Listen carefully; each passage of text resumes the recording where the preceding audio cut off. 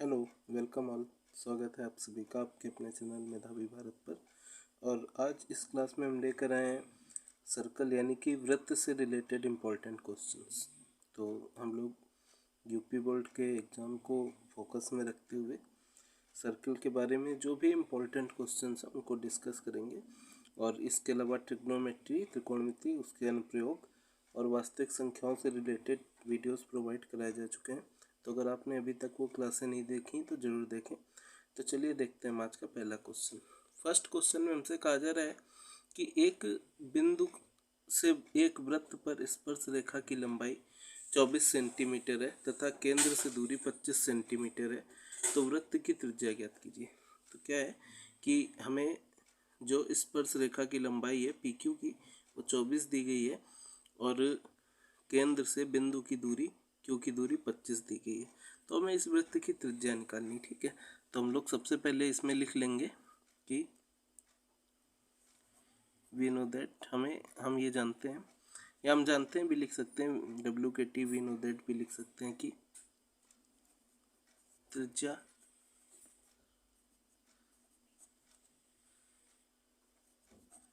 स्पर्श रेखा पर लंब होती है।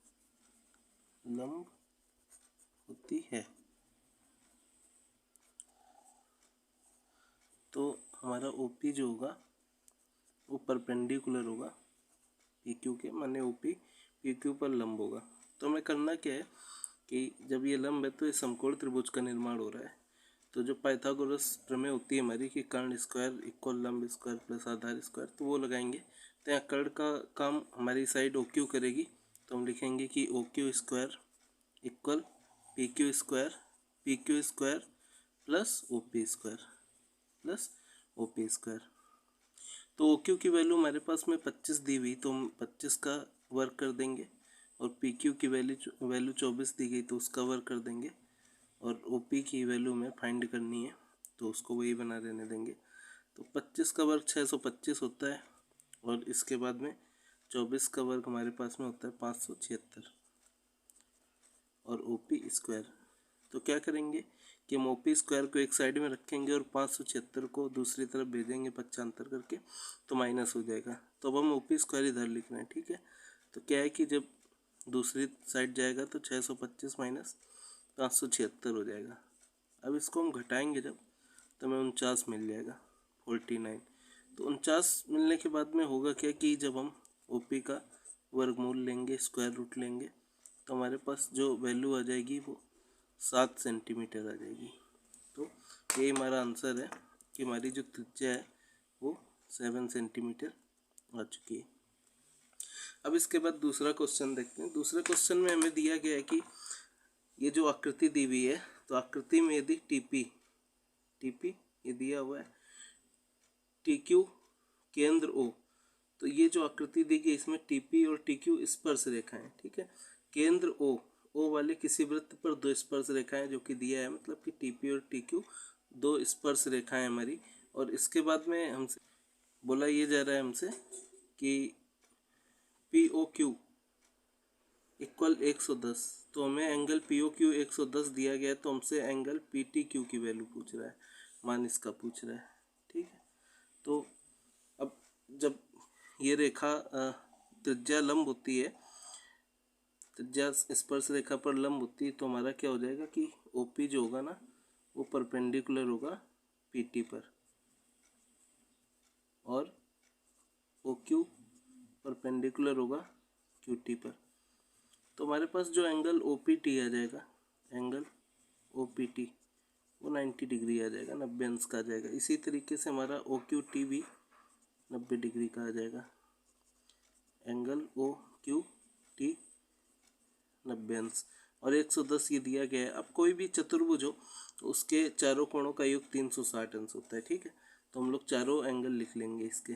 तो हम लोग लिख देंगे कि चतुर्भुज ओ पी टी क्यू में, तो एंगल लिख लेते हैं हम लोग O P T plus angle P T Q plus angle T Q O plus angle P O Q लिख लेते हैं इक्वल 360। ठीक है, चतुर्भुज के चारों कोण हैं ये, तो इनका योग 360 होगा। अब ओ पी टी की वैल्यू हमारे पास 90 अंश है और पी टी क्यू की वैल्यू हमें फाइंड करके लानी है। और हमारे पास टी क्यू ओ जो ये है, या यू ओ क्यू टी भी इसको लिख सकते हैं, तो इसकी जो वैल्यू है वो हमारे पास 90 अंश है। और पी ओ क्यू की वैल्यू भी 110 दी हुई है क्वेश्चन में हमको। तो क्या करेंगे कि हम सबको ऐड कर लेंगे, तो हम ऐड करेंगे 90 90 180 और 110 290 हो जाएगी। तो पी टी क्यू प्लस ये वैल्यू हमारे पास में 290 हो गई।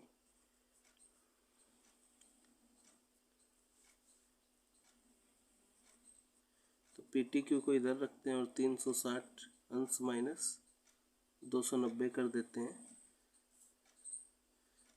तो 360 से जब हम 290 घटाएंगे तो हमारे पास 70 अंश वैल्यू आ जाएगी इसकी। तो पी टी क्यू की जो वैल्यू हमारे पास निकल के आ रही है वो 70 अंश आ रही है। तो इसका आंसर हमारा 70 अंश हो जाएगा। और अब हम बढ़ते हैं क्वेश्चन नंबर 3 की तरफ, जिसमें हमें सिद्ध करना है कि एक बाह्य बिंदु से वृत्त पर खींची गई स्पर्श रेखाओं की लंबाई बराबर होती है। तो ये एक थ्योरम है और बार बार पेपर में पूछी जाती है ये। तो क्या है कि आपको चित्र शायद ही दिया रहा एग्जाम में, तो आपको इसका चित्र यानी कि फिगर ड्रॉ करना पड़ेगा। अब टाइम बचाने के लिए मैंने यहाँ फिगर पहले से ही ड्रॉ करके रखा हुआ है। तो अब क्या करेंगे कि सबसे पहले एक सर्कल यानी कि एक वृत्त बना लेंगे, उसका केंद्र कुछ भी आप नाम दे सकते हैं, वो नाम दे दीजिए। फिर करना क्या कि उसमें आपको दो स्पर्श रेखाएं खींच लेनी है, एक बाह्य बिंदु आर से एक आर क्यू खींच लेंगे, आर पी खींच लेंगे और फिर त्रिज्याओं को मिला देंगे। तो देखिए सबसे पहले हल करते हैं। तो सबसे पहले तो इसमें हमें वही लाइन लिखनी होगी कि त्रिज्या स्पर्श रेखा पर लंब होती है, पर लंब होती है।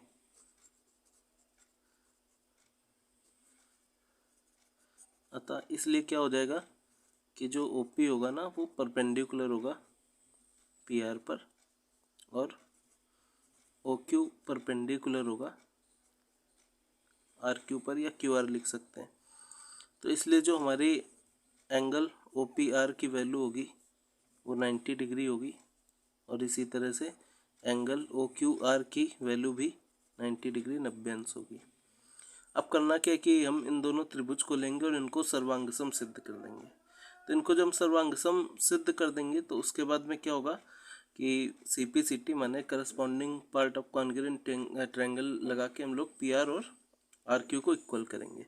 तो सबसे हम लोग त्रिभुज लेते हैं। सबसे पहले हम लोग लेंगे कि त्रिभुज ओ पी आर व त्रिभुज ओ क्यू आर में। तो जब हम ये त्रिभुज लेंगे तो देखते हैं हम सबसे पहले, देखिए सबसे पहले तो क्या है कि हमारे पास में angle O P R equal angle O Q R है। ठीक है, और ये क्या है 90 डिग्री। ठीक है, ईच 90, या फिर आप पूरा रीजन भी लिख सकते हैं कि त्रिज्या स्पर्श रेखा पर लंब होती है। और इसके बाद में त्रिज्या लिख देंगे हम दोनों, तो ओ पी बराबर ओ क्यू। तो ये दोनों क्या है कि वृत्त की त्रिज्याएं हैं, तो इसलिए ओ पी ओ क्यू के बराबर होगा त्रिज्याएं। और अब हमारे पास में जो साइड पी ओ आर बची है ये दोनों में कॉमन है, इन दोनों ट्रायंगल में। तो ओ आर बराबर ओ आर, तो ये जो हमारी लाइन है ये क्या है उभयनिष्ठ है, कॉमन है। तो इस तरीके से तीन चीज़ें हमारे पास इक्वल आ गई हैं, तो हम लिख सकते हैं कि त्रिभुज ओ पी आर सर्वांगसम का साइन बना देंगे, सर्वांगसम त्रिभुज ओ क्यू आर। हम लिख देंगे कि आर एच एस। तो आर एच एस माने कि आर एच एस मतलब राइट एंगल ट्रायंगल वाली जो हमारी कॉन्ग्रुएंसी होती है वो लिख देंगे हम लोग, समकोण त्रिभुज वाली जो सर्वांग समता होती है। और इसके बाद में हम लोग क्या करेंगे कि फिर हम लिख देंगे कि P R equal Q R, P R equal Q R, इसमें हम लोग लिख देंगे by C P C T, corresponding part of congruent triangle. ठीक है, तो इस तरह से जब हमारा पी आर क्यू आर के बराबर आ गया, तो जो हमसे थ्योरम में सिद्ध करने को कह रहा था कि एक बाह्य बिंदु क्या था, आर था हमारे पास, उससे वृत्त पर खींची गई स्पर्श रेखाएं जो कि हमारी पी आर और क्यू आर हैं, उनकी जो लंबाई होती है वो बराबर होती है। ठीक है, तो ये सिद्ध हो गई, हमारी प्रूव्ड हो गई। तो यहाँ पर सत्यापित या प्रूव्ड लिख सकते हैं आप। और अब हम आगे बढ़ते हैं आज के फोर्थ क्वेश्चन की तरफ। तो इस फोर्थ क्वेश्चन में हमसे कहा जा रहा है कि एक वृत्त के परिगत एक चतुर्भुज ABCD खींचा गया है। तो हमारे पास में एक वृत्त दिया है और इसके परिगत माने इसके बाहर की ओर ABCD एक चतुर्भुज खींचा गया है। तो हमें सिद्ध ये करना है कि AB प्लस CD मतलब कि AB और CD equal AD plus BC, ये प्रूव करना है।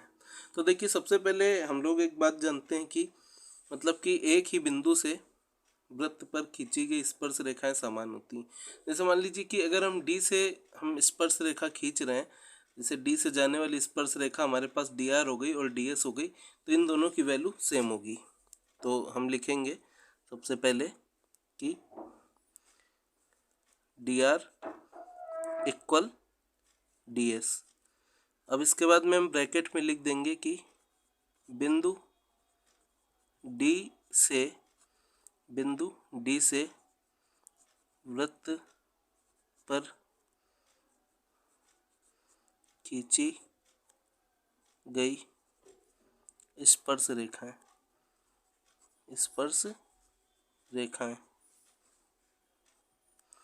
अब इसी तरह से हमारे पास में CR इक्वल CQ क्या आ जाएगा, CR CQ के इक्वल हो जाएगा, CR इक्वल CQ। अब यहाँ पर हम लिख देंगे कि बिंदु C से वृत्त पर खींची गई स्पर्श रेखाएं,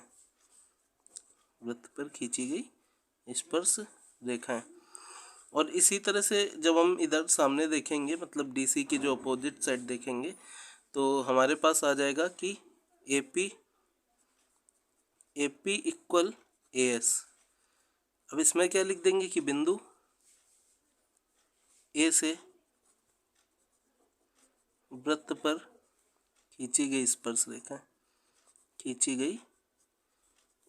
रेखाएं।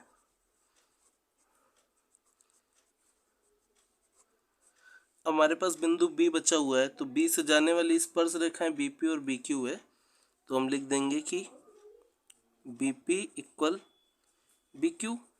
अब इसमें हम लिखेंगे कि बिंदु B से वृत्त पर खींची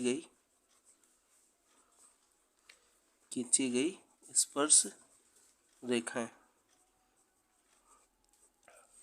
हमें करना क्या है कि ये जितने भी हमारे सब समीकरण आए हुए हैं, इनको चाहे तो हम सभी फर्स्ट सेकंड थर्ड फोर्थ करके लिख सकते हैं। तो इन सभी समीकरणों को जोड़ने पर, ठीक है, सभी समीकरणों का पूरा लिख देते हैं, सभी समीकरणों का योग करने पर। तो जब हम सभी समीकरणों का योग करेंगे तो हमारे पास होता क्या है कि लेफ्ट हैंड साइड माने जो बराबर के बाएं हाथ में लिखे हुए वे सब एक तरफ जुड़ेंगे और दाएं हाथ वाले एक तरफ जुड़ेंगे। तो LHS में ऐड होगा, RHS में ऐड होगा।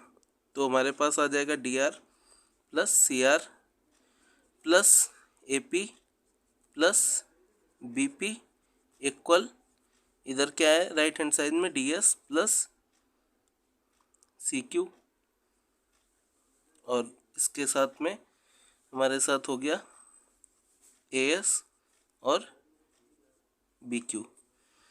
तो अब हमें करना क्या है कि जैसे ये तो सही लिखा हुआ है DR प्लस CR, तो हम देखते हैं कि DR और CR ये ऐड होकर हमारे पास में CD आ जाएगा।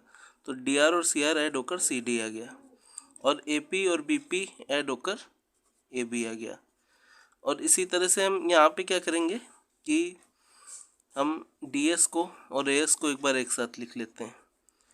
ds और as को एक साथ लिख लेंगे और cq और bq को एक साथ लिख लेंगे। तो इससे हमारा ये होगा। अब हम एक काम करते हैं, हमें प्रूविंग में ab पहले दिया हुआ है तो दोनों नंबर प्लस में है तो ab को पहले लिख लेंगे, उससे कोई फ़र्क नहीं पड़ेगा हमारे पास। तो ab प्लस cd इक्वल हो जाएगा हमारा। अब हम लोगों को पहले कहा जा रहा है कि AD लाना है, तो AD में क्या आ रहा है, DS और AS। तो इन दोनों को जब हम DS और AS को ऐड करेंगे तो AD हो जाएगा। AD और प्लस CQ और BQ ऐड होकर हमारा BC हो जाएगा। तो अब देखिए यही मैं प्रूव करना था, है ना। इस तरह से ये क्वेश्चन बहुत आसानी से हमारा प्रूव हो गया है। बस लैंग्वेज इसमें आप स्किप नहीं कर सकते हैं और लैंग्वेज के अलावा इसमें है भी नहीं, और सेम लैंग्वेज है सभी में। एक बार आपको लैंग्वेज ये याद कर लेनी है। थ्योरम है कि बिंदु डी से वृत्त पर खींची गई स्पर्श रेखाएं, मतलब कि एक ही बिंदु से या समान बिंदु से वृत्त पर खींची गई स्पर्श रेखाएं बराबर या समान होती हैं। ठीक है, तो बस इतनी बात ध्यान रखनी और बहुत आसानी से ये क्वेश्चन हमारा प्रूव हो जाएगा। और आइए अब हम आगे बढ़ते हैं आज के 5th और लास्ट क्वेश्चन की ओर, और ये भी बहुत इंपॉर्टेंट क्वेश्चन है। तो इसमें हमसे कहा जा रहा है कि सिद्ध कीजिए कि एक वृत्त के परिगत समांतर चतुर्भुज समचतुर्भुज होता है। मतलब हमें ये प्रूव करना है कि एक वृत्त के जो हम लोग परिगत माने चारों तरफ जो एक समांतर चतुर्भुज बनाएंगे, समांतर चतुर्भुज मतलब पैरेललोग्राम, तो वो एक रोम्बस होगा, समचतुर्भुज होगा। अब किसी चतुर्भुज का समचतुर्भुज होने का मतलब ये है कि उसमें जो हमारा AB और BC CD और DA चारों साइड क्या होंगी, उसके बराबर होंगी। ठीक है, और हमें समांतर चतुर्भुज दिया गया है तो समांतर चतुर्भुज की जो अपोजिट साइड्स होती हैं, है ना, तो वो क्या होंगी, हमारी बराबर होंगी। तो अब हम देखते हैं, इसमें हल करते हैं। तो सबसे पहले हम लोग लिखेंगे इसमें कि AB CD एक समांतर चतुर्भुज है, समांतर चतुर्भुज है। ठीक है, तो अब इस अकॉर्डिंग हमारा क्या हो जाएगा, AB इक्वल होगा CD के। AB की जो विपरीत साइड है वो हमारी कौन सी हो जाएगी, CD हो जाएगी। तो AB अपोजिट CD हो गया। इसी तरीके से हमारा BC अपोजिट हो गया AD के, या DA भी लिख सकते हैं। तो इसको हम फर्स्ट लिख लेते हैं और इसको इक्वेशन सेकंड लिख लेते हैं। अब इसके बाद हमें क्या करना है कि जैसे लास्ट क्वेश्चन में जो हमने प्रूविंग की थी, तो हमें एक बार ये लिख लेना है कि एक ही बिंदु से जाने वाली स्पर्श रेखाएं, मतलब एक ही बिंदु से वृत्त पर जाने वाली स्पर्श रेखाएं समान होती हैं। ठीक है, तो हम लोग यहाँ पर एक पॉइंट लिख लेंगे कि एक ही बिंदु से, एक ही बिंदु से वृत्त पर खींची गई स्पर्श रेखाएं समान होती हैं अतः। तो हमें क्या है कि बार बार ब्रैकेट में ये लिखना नहीं पड़ेगा कि बिंदु A से जाने वाली और ये सब। तो हम लोग देखते हैं, तो इस तरीके से A से जाने वाली हमारे पास लाइन है AP और AS, तो AP इक्वल AS हो गया। अब हम इसे इक्वेशन थर्ड मान लेंगे। और इसके अलावा B से जाने वाली हमारे पास BP और BQ हो गया, इसे फोर्थ मान लेंगे। और इसी तरह से D से जाने वाली हमारे पास DR और DS हो जाएगी, तो DR इक्वल DS, इसको इक्वेशन फिफ्थ मान लेते हैं। और C से जाने वाला CR और CQ, तो CR इक्वल CQ, और ये हमारी हो गई इक्वेशन सिक्स्थ। तो अब हमें करना क्या है कि equation third, fourth, fifth, sixth को ऐड कर देना है। तो हम लोग लिख देंगे कि समीकरण थर्ड, फोर्थ, फिफ्थ व सिक्स्थ का योग करने पर या जोड़ने पर, योग करने पर तो हमें क्या मिल जाएगा कि AP plus BP plus DR plus CR, मतलब सारी जो भी हमारी लेफ्ट हैंड साइड है वो ऐड हो जाएंगी और राइट हैंड साइड सारी आपस में ऐड हो जाएंगी। तो AS और ए एस के साथ। अब हम डी एस इसके साथ लिख लेते हैं, A S plus D S और बी क्यू और सी क्यू। तो अब देखते हैं हम, ए पी और बी पी मिल के हमारा ए बी बन रहा है, तो ए बी और डी आर और सी आर मिल के हमारा सी डी बन रहा है। तो A B plus C D equal हमारे पास में आ जाएगा ए एस और D S, A S D S मिल के हमारा ए डी बन रहा है। तो ए डी और बी क्यू और सी क्यू बी सी है ऐड होकर, तो A B plus C D equal A D plus B C. अब इसको हम इक्वेशन 7 मान लेते हैं।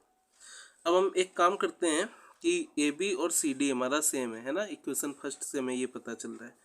तो हम लोग यहाँ पर लिखेंगे कि समीकरण फर्स्ट व सेकंड से, फर्स्ट व सेकंड से। तो होगा ये कि हम सी डी की जगह ए बी पुट कर देंगे, क्योंकि A B equal C D, A B और सी डी बराबर है, तो हम सी डी की जगह ए बी भी लिख सकते हैं। और इसी तरह से हम ए डी की जगह बी सी लिख सकते हैं, तो B C plus B C.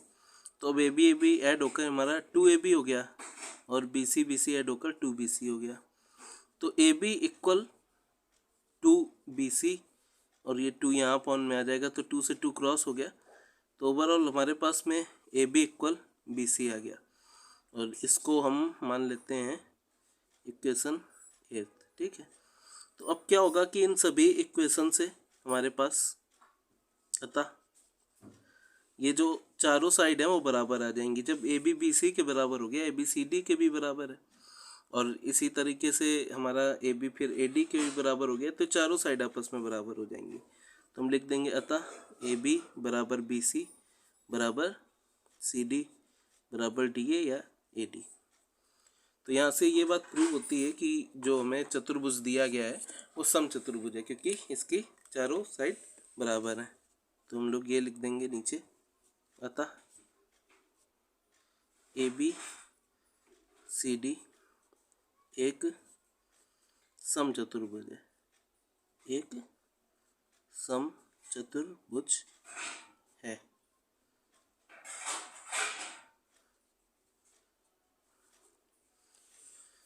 तो इस तरह से आपके सर्कल के भी सारे इम्पोर्टेंट क्वेश्चंस ख़त्म हो गए, और बिल्कुल उम्मीद है कि इन्हीं से आपके सर्कल से वृत्त से रिलेटेड भी क्वेश्चंस एग्जाम में ज़रूर आएंगे।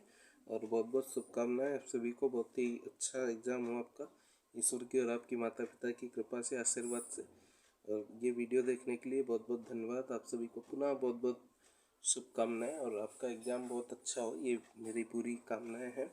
और ज़रूर सब्सक्राइब करें आपके अपने चैनल मेधावी भारत को, अगर ये वीडियो आपको यूजफुल लगा हो। Thank you, thanks for watching.